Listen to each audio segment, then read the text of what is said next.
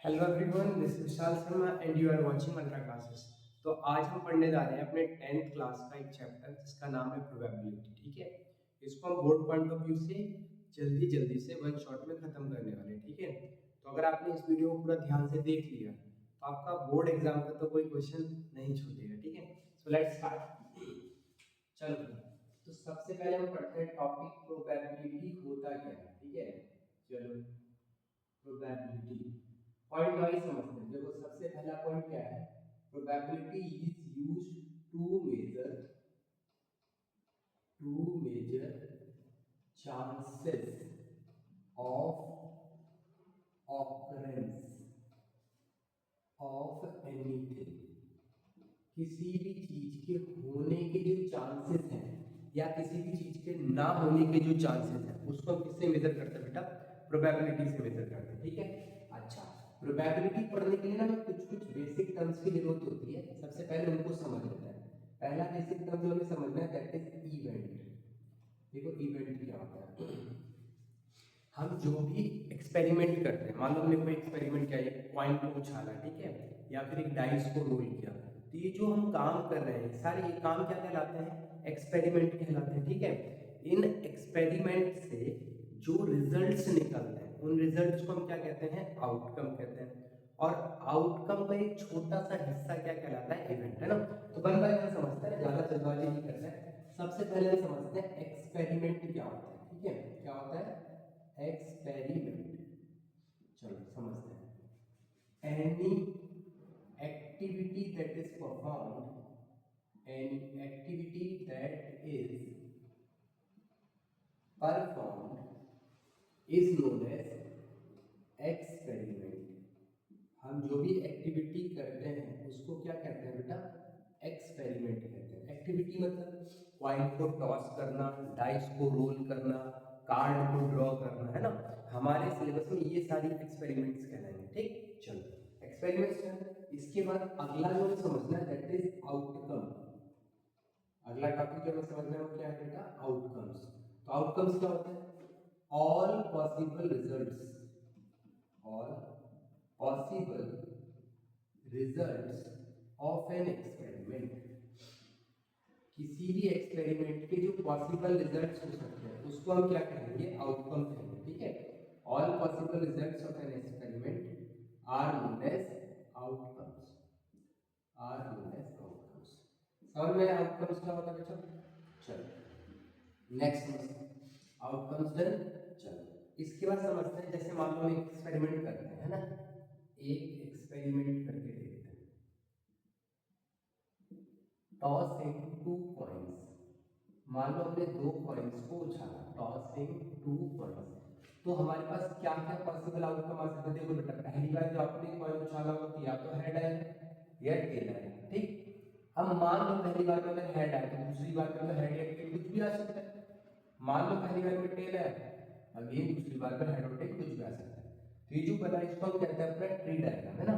इससे हम sample space लिख पाएंगे। सैंपल स्पेस मतलब होता है सारे पॉसिबल आउटकम्स का एक सेट बना लेना, एक जगह लिख देना। ये क्या कहलाएगा बेटा? एच एच, फिर दूसरा क्या है? एच टी, फिर तीसरा क्या है? टी एच, फिर चौथा क्या है हमारा? T T. ये जो लिखा हमने सेट है ना, इस सेट को हम क्या कहेंगे? सैंपल स्पेस कहेंगे। क्या कहेंगे सेट को अपना? सैंपल स्पेस, सैंपल स्पेस कह देंगे। सैंपल स्पेस के अंदर ये जो चार पॉइंट्स हमने लिखे, 1 2 3 4, इनको क्या कहोगे बेटा? आउटकम कहोगे। इनको क्या कहोगे? आउटकम। ये सारे क्या है हमारे? आउटकम है। ठीक, अब इवेंट हम समझ सकते हैं क्या होता है ना, इवेंट समझते हैं। चलो, क्योंकि हमें किसी इवेंट की प्रोबेबिलिटी हमेशा कैलकुलेट करनी होगी। ठीक है, so let's understand about event. Event क्या होता है? अब मान लो कोई आपसे बोले कि what is the probability of getting two tail. कितने टेल? दो टेल। तो बेटा दो टेल का आना क्या होगा? इवेंट। इवेंट क्या होगा? मान लो गेटिंग टू टेल, दो टेल का आना, इसको हम क्या करेंगे? इवेंट करेंगे। ठीक, तो इवन में क्या आ जाएगा हमारा? टी टी आ गया। बस ये इसका छोटा सा पार्ट है क्या? तो सैंपल स्पेस का जो छोटा पार्ट होता है उसको हम क्या कहते हैं, इवेंट कहते हैं। समझ में आया? सैंपल स्पेस का जो छोटा पार्ट होता है उसको क्या कहा गया, इवेंट। अब E2 क्या है हमारा, देखो मान लो हमने E2 बोल दिया, गेटिंग वन हेड, क्या बोला हमने, गेटिंग वन हेड, एक हेड का आना। तो अब E2 में आप क्या लिख सकते हो, एच टी लिख सकते हो, हेड टेल, एक हेड आया है ना, या फिर आप क्या लिख सकते हो, टेल हेड। ये क्या हो गया, एक हेड का आना। तो ये भी क्या हो गया, एक इवेंट हो गया। मतलब इवेंट क्या हो, जो भी आपने एक्सपेरिमेंट किया, एक्सपेरिमेंट क्या किया, दो कॉइन को टॉस करना, ठीक, उस एक्सपेरिमेंट से जो रिजल्ट मिले उसको आपने क्या किया, सैंपल स्पेस।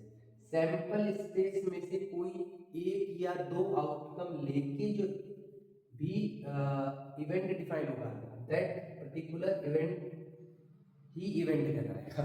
ठीक है, मतलब इवेंट इतना ऑब्वियस है कि उसकी डेफिनेशन में सोचो इवेंट आता है ना, सैंपल स्पेस के जितने भी आउटकम होंगे उसमें से एक आउटकम लो या दो आउटकम लो या तीन आउटकम लो, उनका जो सेट होगा उसको क्या कहोगे आप, इवेंट कहोगे। समझ में आया इवेंट क्या होता है? ठीक। अच्छा, अभी तक हमें थ्योरी कुछ कुछ समझ में आ गई। ठीक, हम क्या करेंगे, इन इवेंट्स की ही प्रोबेबिलिटी निकालेंगे। ठीक है, तो सबसे पहले प्रोबेबिलिटी का फॉर्मूला लिख लेते हैं। ठीक, चलो समझते हैं प्रोबेबिलिटी का फॉर्मूला क्या होता है। ये सारी टर्मिनोलॉजी इसलिए इंपॉर्टेंट है क्योंकि ये क्वेश्चंस में यूज होती है, तो हमें पता होना चाहिए कि क्वेश्चन कहना क्या चाह रहा है। ठीक है, चलो समझते हैं। मान लो आपसे किसी इवेंट की प्रोबेबिलिटी पूछी है ना, तो प्रोबेबिलिटी का हमारा जो फॉर्मूला होता है वो लिख लो सबसे पहले, favourable outcome by total outcome. क्या होता है, favourable outcome by total outcome. अब फेवरेबल आउटकम कौन सा होता है, हमारे सिलेबस में जिसकी प्रोबेबिलिटी पूछी जाए वो फेवरेबल आउटकम है ना, जो हमें फेवर करेगा वो क्या कहलाएगा, हमारा फेवरेबल आउटकम कहलाएगा, है ना। टोटल आउटकम कहाँ आएगा, नीचे। अब एक क्वेश्चन करके देखते हैं, तब समझ में आएंगी कुछ कुछ बातें, फिर इसके बारे में थोड़ी सी और थ्योरेटिकल बातें करेंगे ना। चलो क्वेश्चन देखते हैं। चलो, इफ पहले तो बेटा कुछ कुछ बातें लिखो जो आपको जरूरी है क्वेश्चंस करने के लिए। जैसे पॉइंट्स का अगर क्वेश्चन आता है, ठीक है, तो आपको क्या करना पड़ेगा, एक पॉइंट का सैंपल स्पेस लिखना होगा, तब क्या लिखोगे, एक पॉइंट का सैंपल स्पेस हेड और टेल। मतलब अगर एक पॉइंट उछाला तो इसमें क्या आएगा, हेड और टेल आएगा। अगर दो पॉइंट उछाले हैं तो इसमें क्या आएगा, S is equal to H P आएगा, टी एच आएगा, ओके, टी टी आएगा एंड एच एच आएगा। ठीक, पर एच टी टी एच, एक बार टी को आगे लिखो एक बार पीछे लिखो, ठीक, उसके बाद टी टी, दोनों टी और दोनों एच एच ना। बट अगर तीन पॉइंट का लिखना होगा ना, तब देखो कैसे लिखोगे, तीन पॉइंट का लिखने के लिए थोड़ा सा ध्यान रखना, S is equal to H H H T T H T T, है ना। देखो H H H T T H T T, दो पॉइंट वाला लिखे, यही वापस से दोबारा लिखो एक बार, H H H T T H and T T. ठीक, इसके बाद क्या करना है आपको बेटा, पहली वाली रो में क्या लगा देना, एच लगा देना, एच एच एच एच, दूसरी वाली रो में टी लगा देना, T T T and T. समझ में आ गई बात नहीं? तो ये तीन पॉइंट का सैंपल स्पेस, तीन से ज्यादा पॉइंट का सैंपल स्पेस तो हमसे नहीं पूछने वाले ना। यहाँ से एक नोट पॉइंट अगर आप याद रखना चाहो तो याद रख सकते हो। देखो, अगर हमने एक बार पॉइंट उछाला तो कितने आउटकम आए, दो आउटकम आए, तो हम इसको लिख देंगे टू की पावर वन। दो बार पॉइंट उछाला तो एक दो तीन चार आउटकम आए बेटा, तो इसको हम लिखेंगे टू की पावर फोर। यहाँ देखो तीन बार उछाला, one two three four five six seven eight, sorry two की पावर टू ना, टू की पावर टू फोर होता है। अच्छा, यहाँ में जो आप पॉइंट उछाला उसमें कितने आउटकम है, आठ, तो आठ को बेटा हम टू की पावर थ्री लिख सकते हैं क्या। तो मतलब एक पॉइंट उछाला तो टू की पावर वन, दो पॉइंट उछाले टू की पावर टू, तीन पॉइंट उछाले तो टू की पावर थ्री। अगर हम n पॉइंट्स उछालते हैं ना, क्या लिखते हैं हम, if n points are tossed, n points are tossed, तो उस केस में जो आउटकम्स आएंगे वो देखो कितने आएंगे, आउटकम्स, टोटल आउटकम्स हमारे कितने आएंगे बेटा, टू की पावर n। इस रिजल्ट को आप याद रख लेंगे ना। कल को वो बोले कि बताओ चार पॉइंट अगर हमने उछाले हैं तो उस केस में टोटल पॉसिबल आउटकम कितने आएंगे, तो कितने आएंगे बेटा, टू की पावर n आएंगे। Is that clear? तो पॉइंट के बारे में अगर क्वेश्चन आता है तो एक फंक्शन हमें अगर पता होगी तो क्वेश्चन को आसानी से अप्रोच कर पाएंगे। चलो एक बार समझते हैं फेवरेबल और टोटल आउटकम का मतलब कॉइन के क्वेश्चन से, ठीक है। चलो समझो, ध्यान से समझना बेटा। जैसे मान लो मैंने यहाँ पे क्वेश्चन लिखा, if 2 coins are tossed simultaneously, simultaneously का मतलब एक साथ, then find the probability of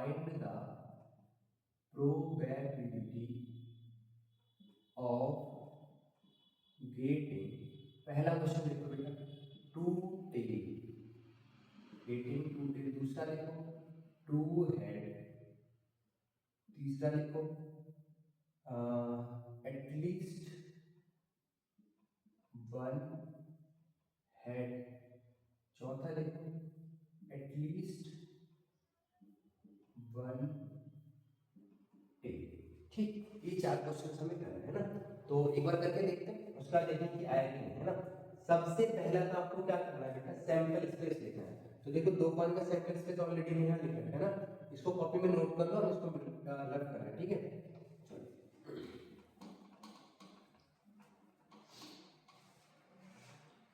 अब देखो क्वेश्चन को करने का तरीका क्या है। सबसे पहले आपको क्या करना पड़ेगा, स्टेप 1 में आपको लिखना पड़ेगा सैंपल स्पेस।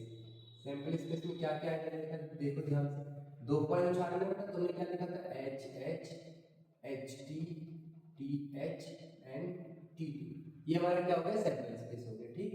अभी हमें कैलकुलेट क्या करना है, हमें इसमें से कैलकुलेट करके ये बताना है कि 2 टेल आने की प्रोबेबिलिटी क्या है।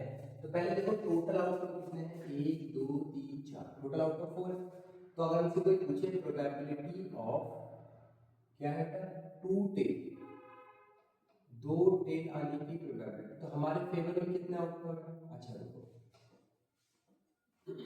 पहला पार्ट 2 टेल की पूछी है ना बेटा, तो फेवरेबल आउटकम हमारा कौन बनेगा, टी टी, ये हमारे फेवर में, क्योंकि इसमें दोनों ही टेल आ रहे हैं ना। चलो धीरे धीरे चलते हैं।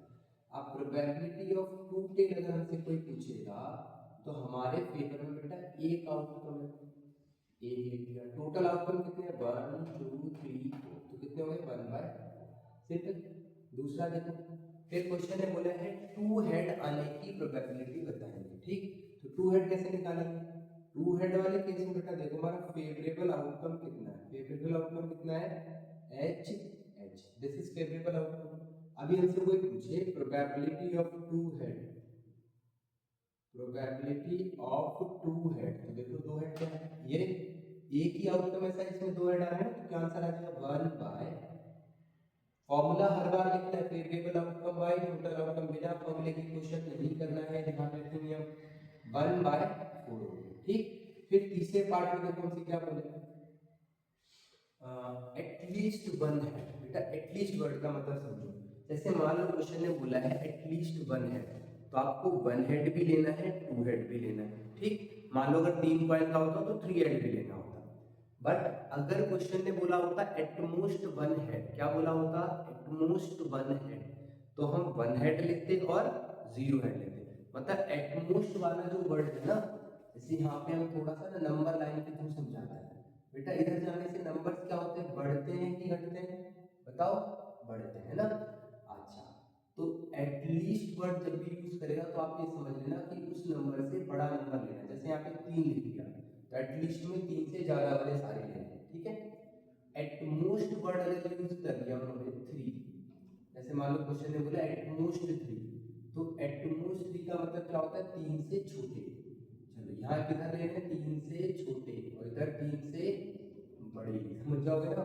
चलो एटमोस्ट, यहाँ पे क्या लिख रहे हैं, एटमोस्ट। तो अगर एटमोस्ट वर्ड बोला है तो 3 से छोटे सारे नंबर ले रहे हैं, एटलीस्ट वर्ड बोला है तो 3 से बड़े।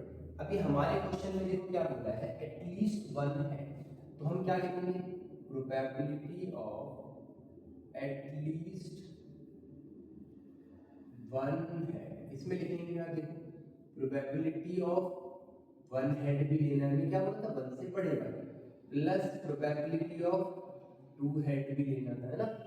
1 हेड वाली भी लेनी है, 2 हेड वाली भी लेनी है। तो बेटा देखो 1 हेड वाले कितने आउटकम, 1 2, अच्छा फिर 2 हेड वाले भी लेने भैया, 2 हेड कहाँ है, तो टोटल फेवरेबल आउटकम कितने बने एटलीस्ट में, बताओ 3 बने। तो क्या लिखना चाहिए बताओ, probability of at least one head में क्या क्या लेना था हमने रफली बताया ना कि क्या लेना, वन हेड वाला भी और टू हेड वाला भी। तो क्या लिखोगे तो 1 2 3, 3 हमारे फेवरेबल आउटकम और टोटल आउटकम कितने हैं 4, दैट्स इट। अच्छा चौथा केस देखो, एटलीस्ट वन टेल, कम से कम एक टेल होना चाहिए। वन टेल का मतलब क्या क्या लेना है, वन टेल भी लेना है और टू टेल भी लेना है। चलो समझते हैं, probability of at least one tail. तो देखो वन टेल कहाँ कहाँ मिलता है, वापस से देखो यहाँ पे वन टेल है। अच्छा वन एटलीस्ट वर्ड बोला मतलब वन से बड़े वाले भी लेने हैं, मतलब दो टेल भी लेने, देखो दो टेल लेना, तो टोटल फेवरेबल कितने होंगे 1 2 3।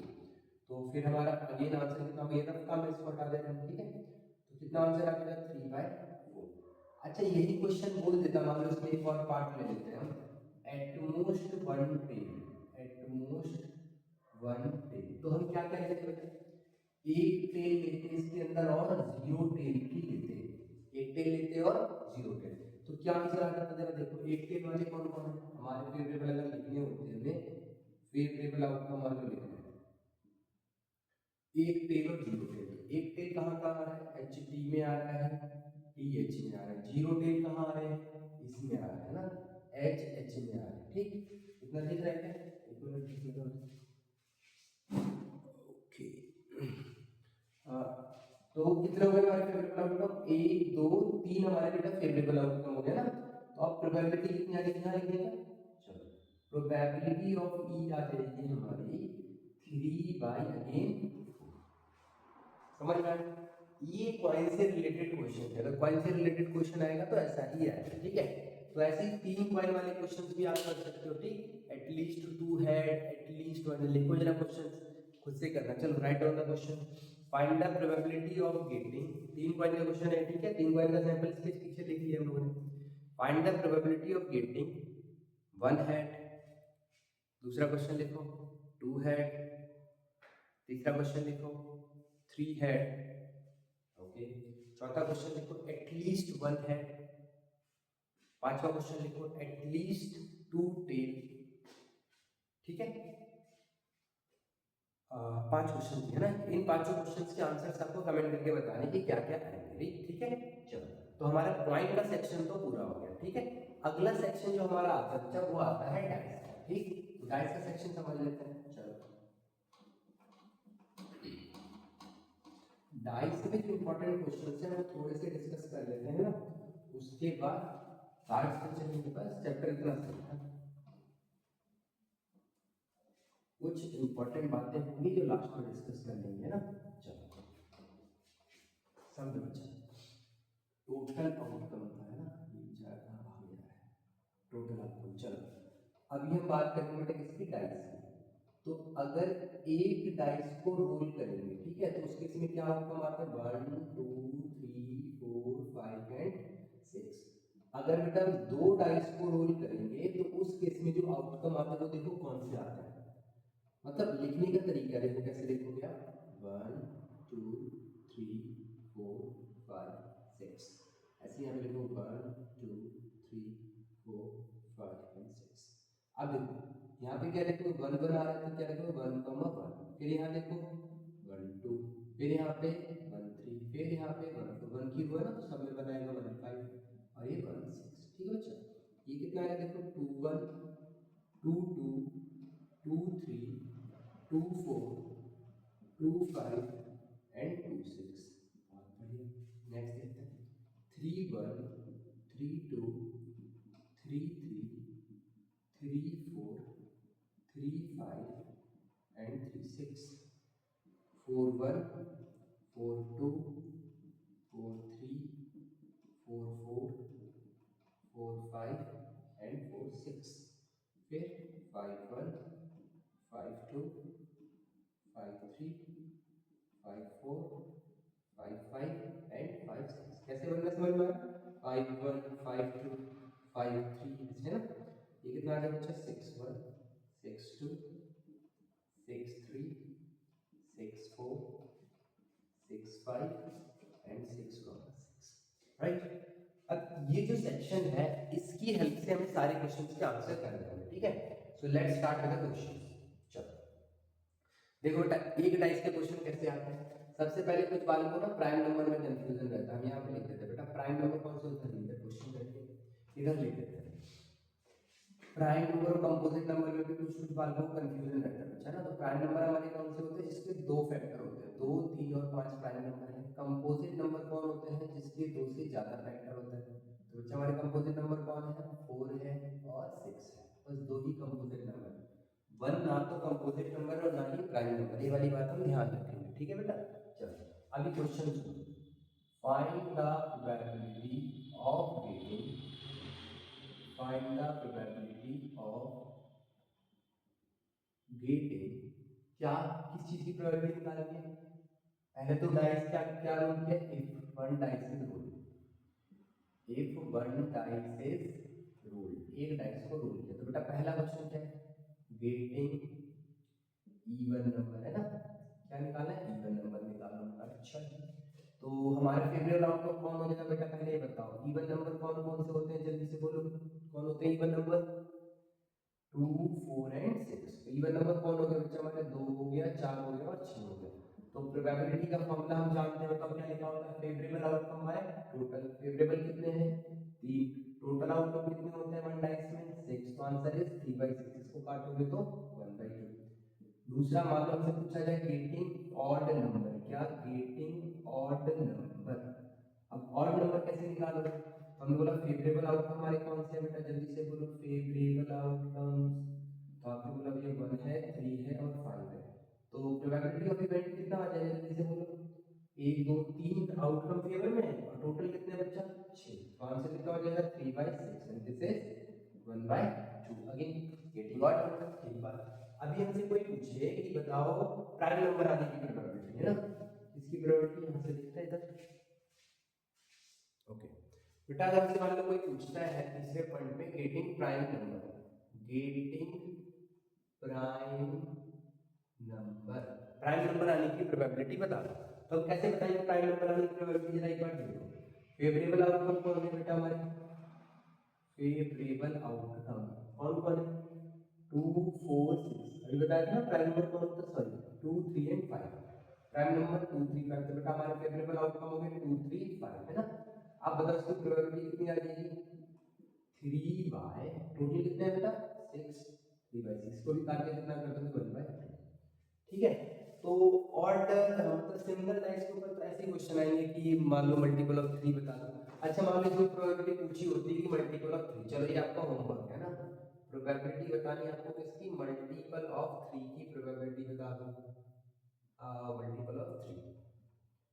दूसरा बेटा एक और क्वेश्चन देखो, आपको खुद से बताना है, probability of neither prime nor composite, ना तो प्राइम नंबर होना चाहिए बच्चा ना और ना ही कंपोजिट होना चाहिए, ऐसा नंबर आने की एक बार हमें प्रोबेबिलिटी बता देंगे सारे लोग, ठीक। तो इन दोनों क्वेश्चंस के आंसर आपको कहाँ करना है, फटाफट से कमेंट सेक्शन में बताना है, ठीक। चलो आगे बढ़ते हैं, ये 1 डाइस के क्वेश्चन हो गए। मान लो अगर 2 डाइस को रूल किया गया तब क्या होगा ना, चलो लेट्स सी। 2 डाइस के ऊपर बहुत अच्छे अच्छे क्वेश्चन आते हैं बेटा, 2 डाइस के ऊपर क्वेश्चन बहुत सुंदर सुंदर।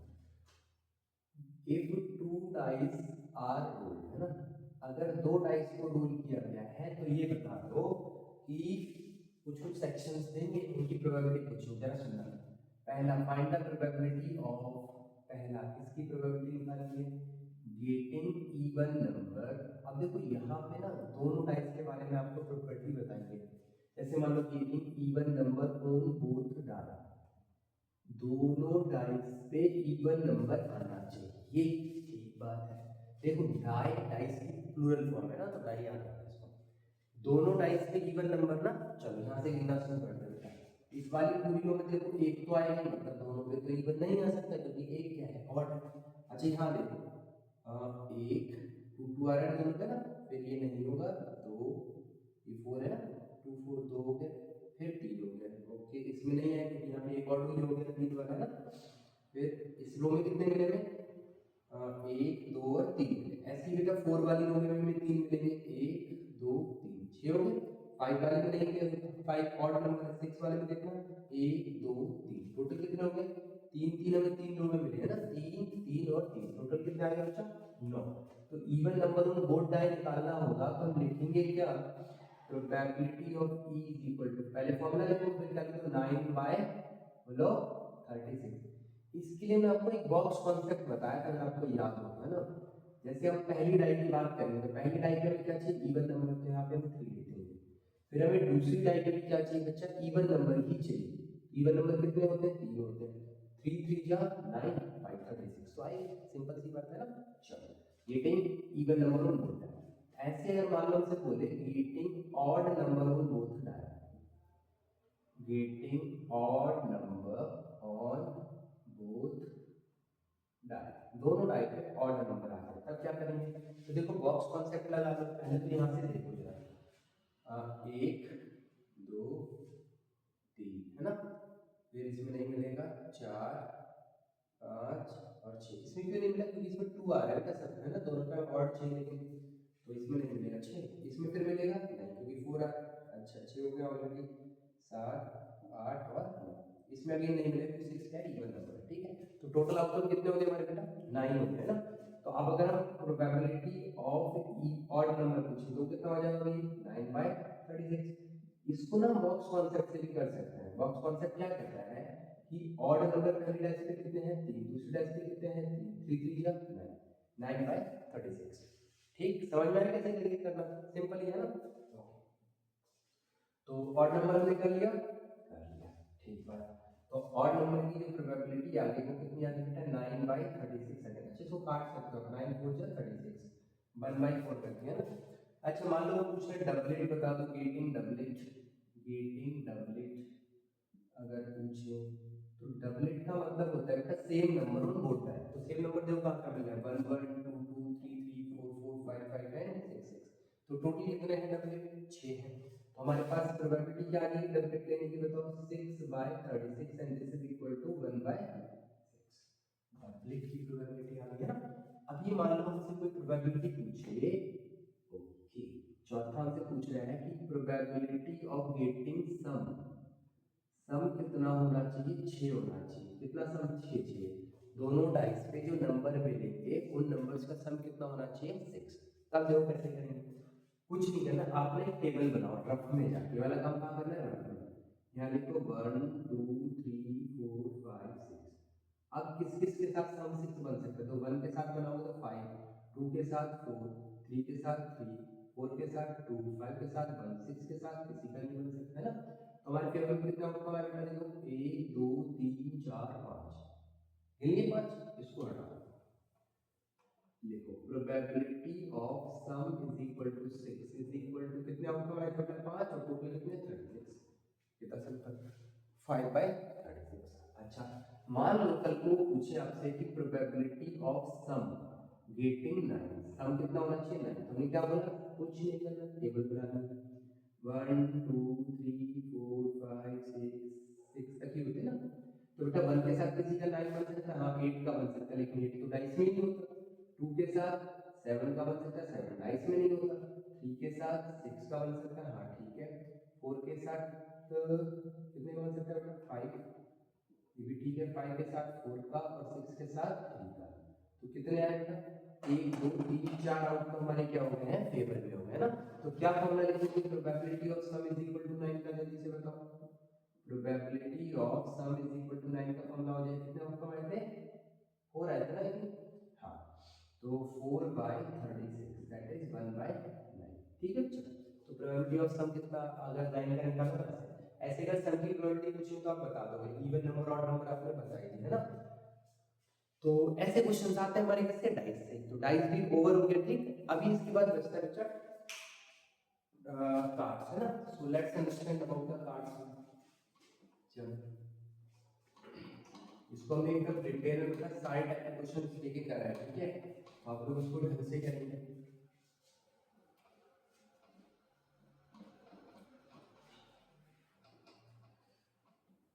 चलो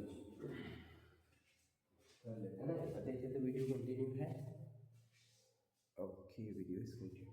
चलो तो बेटा इसके बाद हमें करना था कार्ड शीट बनानी है ना। तो फटाफट से यहाँ पे हम कार्ड शीट बनानी बनाते हैं, जरा देखना ध्यान से है ना। तो बेटा देखो कार्ड्स हमारे पास टोटल कितने होते हैं, 52 कार्ड्स होते हैं ना। उसमें दो पार्ट में उसको डिवाइड करते हैं, ब्लैक कार्ड में और रेड कार्ड में, ठीक है।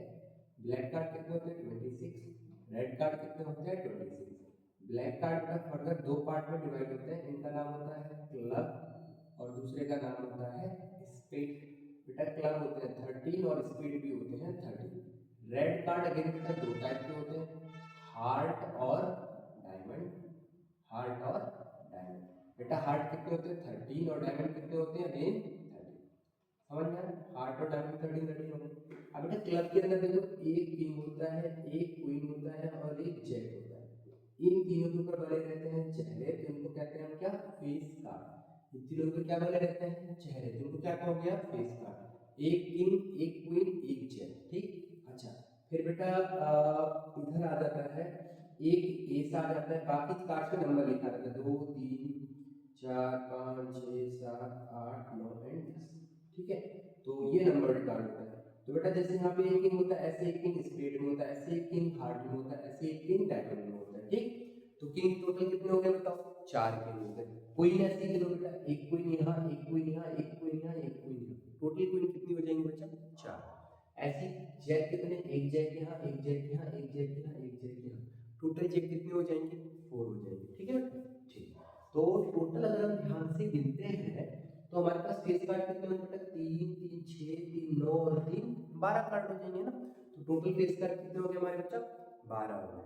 किंग कितने हो गए टोटल बताओ 1 2 3 4, 4 किंग हो गए। क्वीन कितनी है 4, जैक कितने हैं 4, एस कितने हैं 4, फेस कार्ड कितने हैं 12। अच्छा रेड फेस कार्ड कितने हैं 3 और 3 कितने रेड फेस कार्ड हो जाएंगे 6। ब्लैक फेस कार्ड कितने हो जाएंगे बेटा 3 एंड 3 6 हो जाएंगे, ठीक बात है। अगर हमसे कोई पूछे ब्लैक किंग कितने हैं तो 2 है बेटा, एक क्लब में हुआ है एक स्पेड में होगा। कोई हमसे पूछे ब्लैक क्वीन कितनी है तो अगेन बेटा 2, एक क्लब में एक स्पेड में। कोई पूछे हमसे रेड क्वीन कितनी है तो बेटा एक हार्ट में होगी, डायमंड में होगी 2 क्वीन। कोई हमसे पूछे रेड जैक कितने हैं तो अगेन 2 होंगे, एक हार्ट में होगा एक डायमंड, ठीक। ऐसे प्रोबेबिलिटी अगर हमसे पूछी जाती है, कल को मान लो हमसे पूछते बेटा 3 टाइप के क्वेश्चन है, ध्यान से सुनना। पहले तो एकदम सीधा सीधा पूछ लेंगे प्रोबेबिलिटी ऑफ किंग बता दो, तो बेटा टोटल किंग कितने होते हैं 4 और टोटल कार्ड्स कितने होते हैं 52, तो प्रोबेबिलिटी ऑफ किंग कितना होता है 52। कुछ क्वेश्चन हम आपको देंगे, इनको आपका आंसर अगेन आपको किसमें बताना है कमेंट सेक्शन में, ठीक है। प्रोबेबिलिटी ऑफ रेड किंग अगर हमसे कोई पूछता है तो बेटा रेड किंग कितने बताओ, एक हार्ट में डायमंड में, तो कितने रेड किंग हुए 2/52। मान लो कोई हमसे पूछे प्रोबेबिलिटी ऑफ फेस कार्ड बता दो, क्या बता दो प्रोबेबिलिटी ऑफ फेस कार्ड, तो फेस कार्ड की प्रोबेबिलिटी कितनी होगी बताओ, जल्दी बोलो फेस कार्ड कितने होते हैं 6 और 6 12, तो 12/52। इसको काट दो, काटना है तो कितनी बार में जाएगा 4 बार उल्टा, 4 बार में जाएगा 4 3 12 और एक 13 बार में, तो कितना आ गया 3/13। समझ आएगा। ऐसे ही आपको इस टाइप के क्वेश्चंस में कुछ कुछ की प्रोबेबिलिटी बतानी, लिखना शुरू करो। चलो find the probability of getting queen, find the probability of getting red heart, हाँ red heart, find the probability of getting king of diamond, find the probability of getting king of heart, find the probability of getting red face card, find the probability of getting black face card, find the probability of getting jack, find the probability of getting ace, ठीक है। ये सारे questions का answer आप बताना, ठीक। चलो अभी दूसरे सेक्शन में चलते हैं, जैसे दूसरे टाइप के क्वेश्चन आते हैं। अब यहाँ पे वो आपसे पता है क्या बोलेंगे, प्रोबेबिलिटी ऑफ आइदर किंग और क्वीन, आइदर किंग और क्वीन। तो आपको क्या करना पड़ेगा, किंग और क्वीन की प्रोबेबिलिटी निकालनी पड़ेगी ना। किंग कितने हैं जरा बताना, 1 2 3 4 किंग है, क्वीन कितनी होगी 1 2 3 4 किंग। तो आइदर किंग और क्वीन बोलते हैं, इसका मतलब वो किंग और क्वीन दोनों को ही फेवरेबल आउटकम मान रहे हैं, ठीक। तो इस केस में आपका आंसर कितना आएगा बेटा, favourable outcome by total outcome. क्या बोलोगे, favourable outcome by total outcome. Favourable outcome कितने बचा आपके 4, सॉरी 8 है ना, 4 किंग 4 किंग 8/52 काट दो। अगर आप इसको काटोगे इससे 4 से 4 2 जा 8 एंड 30 बार में, तो कितना आ गया 2/13। अगर मान लो आपसे पूछे प्रोबेबिलिटी ऑफ आइदर किंग और एस, किंग और एस, क्या बोले किंग आना चाहिए और, तो बेटा किंग कितने हैं 1 2 3 4, एस कितने आ गए 1 2 3 4 एस है ना, तो 4 ही किंग है और 4 ही एस है, तो टोटल कितने हो गए बच्चा 8 हो गए। तो यहाँ पे आइदर किंग और एस की प्रोबेबिलिटी कितनी हो जाएगी 8/52, ये अभी हमने काटा है कितना आ जाएगा 2/13, समझ में आया कि नहीं। अच्छा तो आइदर वर्ड यूज करें मतलब दोनों को ऐड करके प्रोबेबिलिटी निकाल देंगे ना। यहीं पे तीसरे टाइप के क्वेश्चन जैसे आते हैं बेटा probability of neither king nor queen, क्या करना है बच्चा ना किंग हो और ना ही क्वीन हो। ओके तो क्या करना है आपको पता है देखो सिंपल कुछ नहीं 1 माइनस कर दिया। अब इसके बाद किंग और क्वीन की ही प्रोबेबिलिटी बता दो। हमने जब क्लास में पढ़ा था कि हम तो रिवीजन के पॉइंट ऑफ व्यू से कर रहे हैं ना, जब हमने क्लास में पढ़ा तो हमने बताया ना किसी इवेंट के होने की प्रोबेबिलिटी और उसी इवेंट के ना होने की प्रोबेबिलिटी ऐड करते तो कितना आता है बेटा 1। हमसे पूछा किंग और क्वीन नहीं आनी चाहिए तो हम किसकी निकालेंगे किंग और क्वीन के आने की निकालेंगे और 1 में से क्या कर देंगे उसको माइनस, तो बचेगी किसकी ना आने की है ना। या आप सोचो तो उधर से सोचना थोड़ा सा मुश्किल सा हो जाता है, हर बार माइनस करना पड़ता है। बेटर हम ऐसे जाएंगे ना नाइदर किंग नॉर क्वीन, तो ना किंग ना क्वीन तो मतलब किंग और क्वीन के आने की निकालेंगे तो 4 किंग 4 क्वीन है ना, तो कितना हो जाएगा 8/50 और इसको 1 में से क्या कर दोगे आप माइनस, ये ध्यान रखना नाइदर वर्ड आ गया तो आपको 1 में से माइनस करनी पड़ेगी उसकी प्रोबेबिलिटी जिसकी नाइदर और नॉट के साथ पूछी गई है। क्लियर होगी वाली बात। तो बेटा अगर इसको सॉल्व करेंगे तो ये आ जाएगा 4 से काट तो 8 2/13, सॉल्व करोगे बेटा ये आ जाएगा 11/13। समझ में आ गई बात की नहीं। अगर मान लो आपसे पूछे probability of neither red nor queen, ना रेड कार्ड आना चाहिए ना क्वीन, तो बेटा देखो जरा पहले रेड कार्ड हटा दो 26 रेड कार्ड हट गए 26 रेड कार्ड हट गए। अब क्या बोला क्वेश्चन क्वीन भी नहीं आनी चाहिए, क्वीन नहीं आनी चाहिए तो बेटा रेड के अंदर से 2 क्वीन तो ऑलरेडी हट गई होंगी, कितनी क्वीन बची है बताओ 2 क्वीन इधर से भी नहीं आनी चाहिए, मतलब टोटल कितने लोग नहीं आने चाहिए 26 तो रेड कार्ड के और 2 इस क्वीन के, 26 और 2 कितना हो गया 28, मतलब ये 28 कार्ड नहीं आने चाहिए।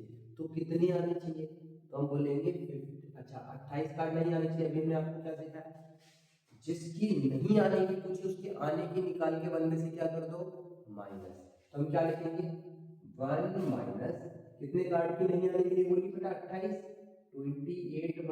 28/52। अब इसको सॉल्व कर लो 4 से काटो बेटा कितना 7 और 13, इसको सॉल्व कर दो तो कितना आ जाएगा 6/13 आ जाएगा। समझे मतलब क्या किया ना देखो जरा ध्यान से समझना नाइदर रेड नॉर क्वीन बोला ना, तो ना रेड कार्ड होना चाहिए मतलब 26 रेड कार्ड ये नहीं होने चाहिए, क्वीन भी नहीं होनी चाहिए। तो बेटा टोटल क्वीन कितनी होती है 2 यहाँ होती है 2 यहाँ होती है ना, तो 2 क्वीन तो 26 कार्ड में आ गई होंगी ना, बची हुई 2 की ये भी नहीं आनी चाहिए, तो टोटल कितने कार्ड होंगे जो नहीं आने चाहिए 28, तो हम 1 माइनस 28/52 कर देंगे। क्लियर भी वाली बात है। तो नाइदर वर्ड आएगा तो आपको 1 के साथ हैंडल करना पड़ेगा, ठीक है चलो that is all about this. अब आपको कुछ क्वेश्चन करें आपको फटाफट से उनकी प्रोबेबिलिटी घर से बतानी है, ठीक नाइदर जैक नॉर एस, देखो जल्दी से neither jack nor ace, neither heart nor spade, neither diamond nor club, next देखो neither king nor ace, next देखो neither queen nor ace, next देखो नाइदर फेस कार्ड, केवल नाइदर फेस कार्ड बोला है ना, ओके या नॉट अ फेस कार्ड बोल देते हैं ना, ओके आपसे बोला है not nor a red card, neither a sorry neither a red card and nor a king, ठीक है neither a red card nor a king, जैसे हमने नाइदर रेड और नॉर क्वीन की निकाली आपको क्या बतानी नाइदर रेड नॉर किंग। फिर लिखो आइदर स्पेड और हार्ट, उसके बाद लिखो आइदर डायमंड और क्लब, उसके बाद लिख लो आइदर फेस कार्ड और एस।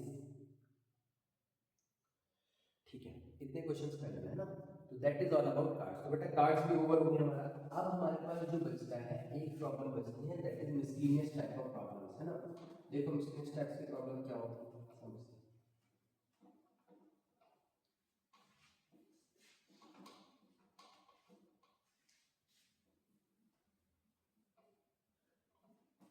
टॉपिक बेटा ये आसान है ना। इस पूरी वीडियो को धीरे धीरे करके आप देखना पार्ट्स में, आराम से आपको आ जाएगा ना। 2-3 बार अगर आप देखोगे ना, नोट्स बना लोगे तो अच्छे से आ जाएगा। ठीक, अब देखो जो बच्चा है वो कौन सा पोर्शन बचा है। जैसे मान लो हमारे पास एक बॉक्स है, ठीक है, इसमें 4 क्या है, रेड कैंडीज है, 3 ग्रीन कैंडीज है एंड 2 ब्लू कैंडीज है। ठीक है, आर कैसी कैंडीज है बेटा, red candies, green candies and blue candies. ठीक, तो एक बात बताओ, अगर हम प्रोबेबिलिटी निकालेंगे किसी चीज की तो सबसे पहले हमें क्या चाहिए होगा, टोटल नंबर ऑफ कैंडीज, है ना।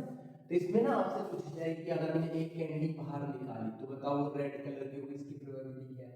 तो सबसे पहले हम काउंट कर लेते हैं टोटल कैंडीज हमारे पास कितनी है। तो बेटा देखना नोट करेंगे, 4 3 7 और 2 9 कैंडीज है टोटल हमारे पास। अब मान लो आपसे पूछे प्रोबेबिलिटी ऑफ रेड कैंडीज, हमने एक कैंडी निकाली और उसका रेड मतलब वो कैंडी रेड आई, इसकी प्रोबेबिलिटी बताओ। तो बेटा देखो रेड कैंडी कितनी है, 4 है क्या, और टोटल कितनी है, 9 है, 4/9। मान लो पूछे आपसे प्रोबेबिलिटी ऑफ ऑरेंज कैंडी बताओ। तो देखो ऑरेंज कैंडी कितनी है बताओ, ऑरेंज कैंडी तो है ही नहीं ना बेटा इसमें, तो कितना हो जाएगा 0/9, दैट इज अरेंज। समझ में आया? मान लो पूछे प्रोबेबिलिटी ऑफ ग्रीन कैंडी, बोल दो ग्रीन कैंडी, ग्रीन कैंडी की प्रोबेबिलिटी। तो बेटा ग्रीन कैंडी कितनी बताओ, हमारे पास 3 है, तो क्या लिख देंगे 3/9, that is equal to again 1/9। समझ में आया क्या था। तो इस तरीके से मिसलेनियस प्रॉब्लम आ सकती है। एक मिसलेनियस प्रॉब्लम एनसीईआरटी है ना, बालकों को बहुत डाउट रहती है, तो उसको भी डिस्कस कर लेते हैं। ठीक, चलो हटाते से। ओके,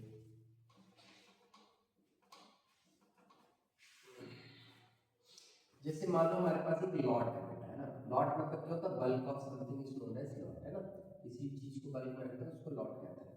अब मान लो बोल रहे हैं कि इसमें 132 ना गुड पेन है, इसमें क्या है 132 गुड पेन, गलती से इसके अंदर 12 बैड पेन्स मिल गए। बैड पेन्स का मतलब क्या, डिफेक्टिव पेन मिल गए। ठीक है, इसके अंदर बच्चे कितने पेन मिल गए, डिफेक्टिव पेन्स मिल गए 12। अभी आपसे पूछा है कि मिलने के बाद हम पहचान नहीं पाएंगे इनको, है ना। अब किसी ने इसकी एक पेन निकाली, ठीक, और पेन निकालने के बाद उसने आपसे पूछा कि बताओ पेन डिफेक्टिव है, इसकी प्रोबेबिलिटी क्या है। तो ये तो बहुत आसान है, 132 good pen, good pen, 12 defective pen. तो बेटा टोटल पेन कितने हो गए ये बताओ। टोटल पेन से अगर आपसे कोई पूछे कितने हो गए, 132 प्लस 12 कितने आ गए बच्चे बताना जरा, 144। अब हमसे कोई पूछे probability of good pen, probability of good pen, तो गुड पेन कितने, 132 बाय टोटल कितने बेटा 144, 144। इसको काट लो ना, 11 के टेबल से काटो, 11 1 जा 11, 11 2 जा 22, यहाँ काटो, नहीं 12 से काटो बेटा, 12 1 जा 12, 12 1 जा 12, यहाँ काटोगे 12 12 जा 144, 11/12 आ जाएगा। भाई अगर आपसे कोई पूछे प्रोबेबिलिटी ऑफ डिफेक्टिव पेन्स बता दो, इसकी प्रोबेबिलिटी बता दो डिफेक्टिव पेन्स की, तो बच्चा डिफेक्टिव पेन्स कितने देखना 12 है, तो वहां से कितना आ जाएगा 12/144 and it is equal to again 1/12। सही, 12 से काटोगे तो कितना 1/12, डिफेक्टिव पेन पेन है टोटल 140, तो कितना आ गया 12/140। सही है क्या। अच्छा, एक और टाइप की प्रॉब्लम आती है बच्चा एरियल प्रॉब्लम, है ना, एरिया से रिलेटेड प्रॉब्लम। तो मान लो ये हमारे पास क्या है, यहाँ देखना जरा ध्यान से, ये बेटा हमारा एक एरिया है, ठीक है। अब इस एरिया से रिलेटेड प्रॉब्लम कैसे है, जैसे मान लो बीच में हमने क्या रख लिया, एक सर्कल रख लिया, कल को मान लो हमने एक ऐसा एरिया लिया है ना, और बीच में हमने क्या रख लिया, ट्राइंगल रख लिया, ठीक। अब हमसे कोई पूछे कि हमने इसके अंदर ना एक डाइस को फेंका है, ठीक, क्या बोला है, इसके अंदर एक डाइस को फेंका है। अब वो डाइस इसके अंदर जाके गिरेगी, सर्कल के अंदर, इसकी प्रोबेबिलिटी बताओ, probability of dice fallen in circle, है ना, सर्कल के अंदर डाइस गिरेगी, इसकी प्रोबेबिलिटी बताओ क्या होगी, फॉर्मूला कुछ नहीं करना है। टोटल आपका बेटा इस बार टोटल एरिया हो जाएगा ना, वो किसका है, रेक्टेंगल का एरिया ना, और ये किसका एरिया, सर्कल का। तो अगर डाइस सर्कल में गिरी, इसकी प्रोबेबिलिटी क्या है, तो क्या आप बोलेंगे बताओ, area of circle by area of rectangle, that's it. समझ में? अब मान लो ये आपका होमवर्क है, ठीक है। जैसे मान लो हमने एक डाइस को रोल किया और हमसे पूछा गया बताओ डाइस जो ट्राइंगल में गिरी इसकी प्रोबेबिलिटी क्या है, ये आप लोग बताओगे, ठीक है। फॉर्मूला क्या बनेगा इसका, एरिया निकालना तो सबको आता है, वो है ना, area of circle pi r square, area of rectangle length into breadth, ठीक है। तो वहां आपको बताना है कि ट्राइंगल के अंदर जब ये गिरेगा तो उसकी प्रोबेबिलिटी कितनी आएगी ना, ऐसे करेगा, ठीक। ओके, अभी कुछ कुछ नोट पॉइंट रह गए हैं, बाकी हमारे चैप्टर समाप्त हो गए, ठीक। तो वो नोट्स पॉइंट क्या क्या है, लेट्स सी। तो बेटा पहला नोट पॉइंट ये कि प्रोबेबिलिटी की वैल्यू ना कभी नेगेटिव नहीं हो सकती, मतलब हमेशा 0 से बड़ी रहती है और 1 से छोटी रहती है। एग्जाम में वाली बात डायरेक्टली पूछी जाती है, ध्यान रखना, ठीक। दूसरा, टाइप्स ऑफ इवेंट, बेटा एक श्योर इवेंट होता है, श्योर इवेंट है ना, ये छोटी छोटी सी बातें हैं जो पूछी जाती है, कभी कभी पूछते हैं ना। श्योर इवेंट उसको कहते हैं बेटा जिसकी होने की प्रोबेबिलिटी कितनी होती है, 1। तीसरा हमारे पास एक इवेंट होता है इम्पॉसिबल इवेंट। इम्पॉसिबल इवेंट किसे कहते हैं, जिस इवेंट के होने की प्रोबेबिलिटी 0 हो, मतलब वो इवेंट हो ही नहीं सकता, उसको हम क्या कहेंगे, इम्पॉसिबल इवेंट। और प्रोबेबिलिटी की वैल्यू कहाँ से कहाँ के बीच में होती है, 0 से 1 के बीच में, इस बात को हम याद रखेंगे, ठीक है। तो आई होप आप लोग इतने क्वेश्चंस करने के बाद, जितने हमने कराया, काफ़ी सारे क्वेश्चंस करा दिए थे इस रिवीजन सेशन में, इन क्वेश्चंस को कर लोगे और जितने कॉन्सेप्ट्स आपको बताए गए, ठीक है, उन कॉन्सेप्ट्स को आप एक बार अच्छे से रिवाइज कर लोगे तो आपका ये चैप्टर पूरी तरह से तैयार हो जाएगा, ठीक। इसके बाद आपको क्या करना है, एक बार सपोर्ट मटेरियल कर लेना, एक बार एनसीईआरटी के क्वेश्चंस कर लेना, ठीक है। इनकेस अगर आपका कोई डाउट आता है तो आप कमेंट सेक्शन में पूछ सकते हैं, जो ऑनलाइन वाले बच्चे हैं ना, और जो ऑफलाइन है वो आके क्लास में पूछ सकते हैं, ठीक है बच्चा। चलो बाकी नेक्स्ट क्लास में करते हैं। रात के 12:30 बज गए, चलिए जी, good night, all the best.